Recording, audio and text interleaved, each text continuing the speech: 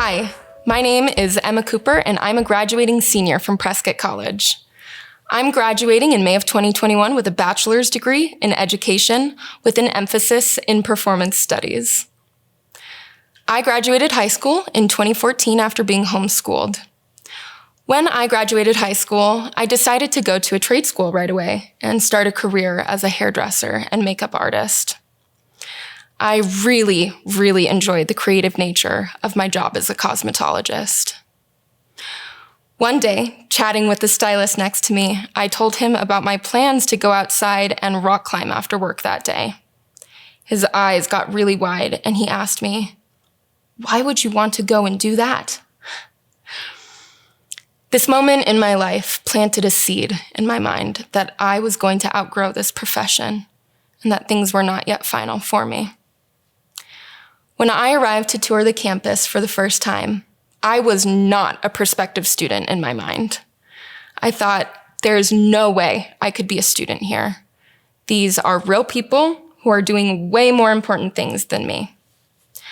But after meeting some of the faculty and sitting in on a cultural and regional studies class, I realized something was different about this school, and I was in the admissions office that afternoon. Once I received my letter of acceptance, I started dreaming and longing for my own life again. What was ahead of me? Can I really do this for 4 years? Am I smart enough to get a degree? With my cutting scissors and climbing gear in tow, I came to this school as a freshman in the fall of 2017. I remember writing my first lesson plan in a class called Curriculum Design. I wrote about how to cut and blow dry a client's hair. I had already acquired the skill, but I gained a new level of synthesis at that moment, and something in me noticed the jump across domains, from psychomotor to cognitive. I had an emerging interest now and was very curious about epistemology. I was particularly fascinated by how writing the lesson made me understand the haircut better. This became the foundation of my competency, education. Looking back on my education courses, I now find myself feeling very sentimental towards this time of emergence and comprehension. I learned that I look at new information through a very specific lens. I gained clarity in my values about my own education and applied what I was learning to my current students. Learning about social transformation in U.S. schools and the progression of radical pedagogy caused me to reflect on my own beautifully crafted, personally meaningful, holistic homeschooling education. I reflect on the impact of my words and the ways that I know how to wield and manipulate power for my own comfort or benefit as a teacher. I saw an imbalance of power in education between institution and teacher and student, and between students themselves. My positionality in the world became clear to me. I saw myself for the first time as capable and responsible for affecting change, an agent of change, and a necessary voice in education.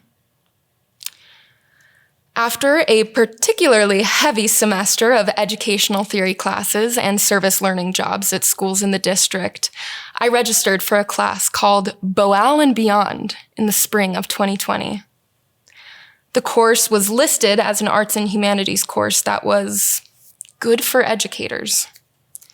I had no idea how my trajectory was about to be changed forever.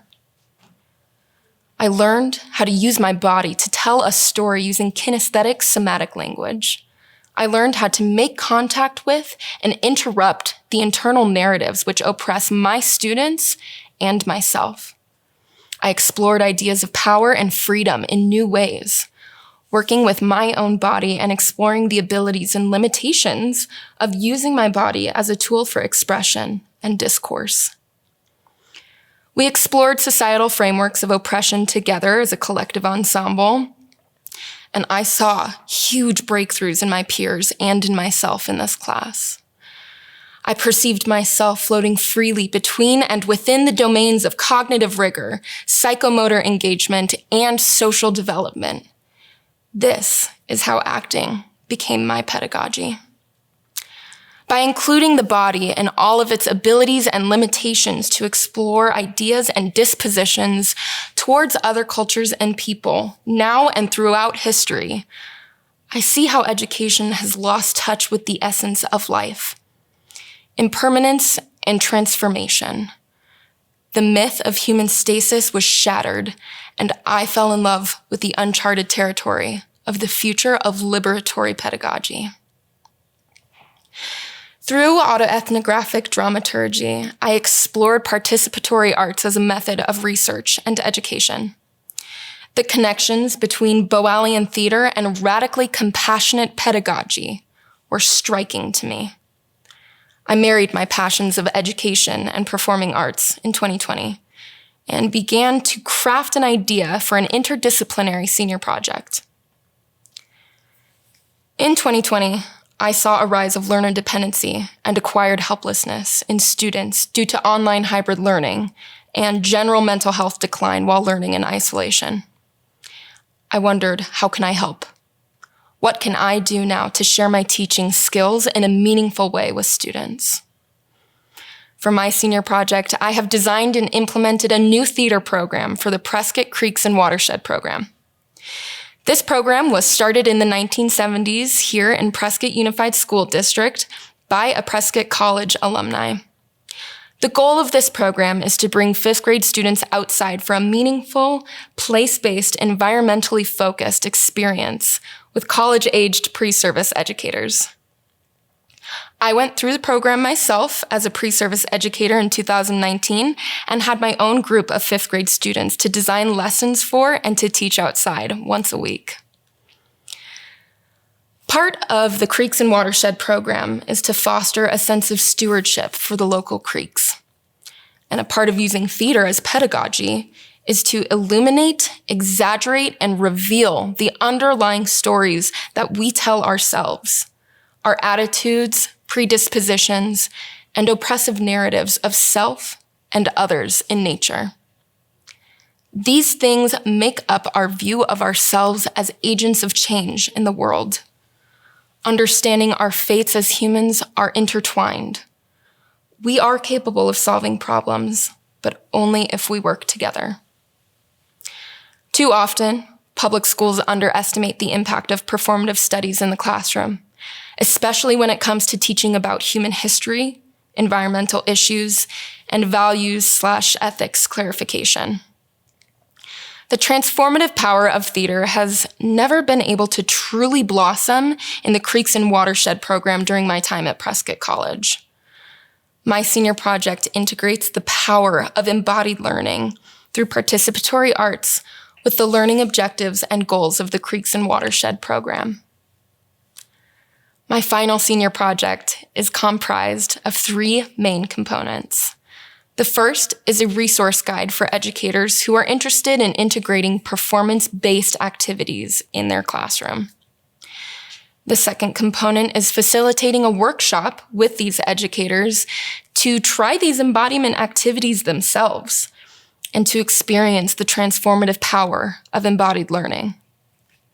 And finally, compiling and writing a new collection of stories, skits, activities, and theater prompts for the 5th grade students to perform in the Creeks and Watershed program.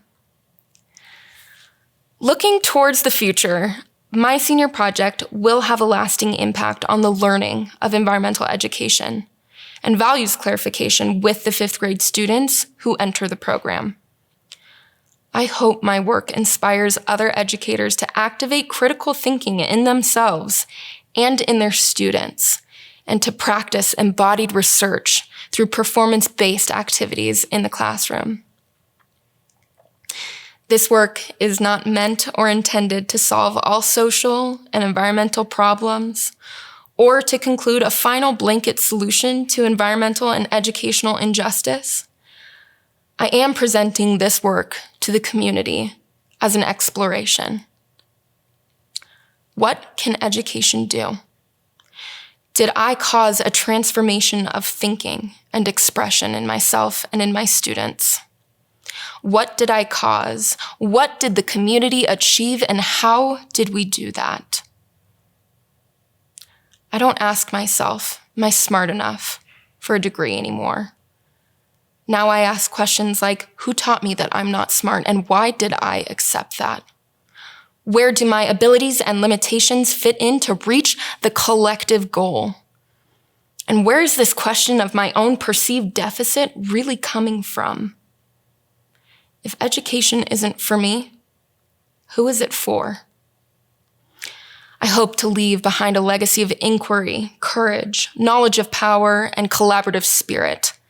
I look to the future with an idea of democratic discourse in every classroom, intentionally exchanged power, and transparent methodology.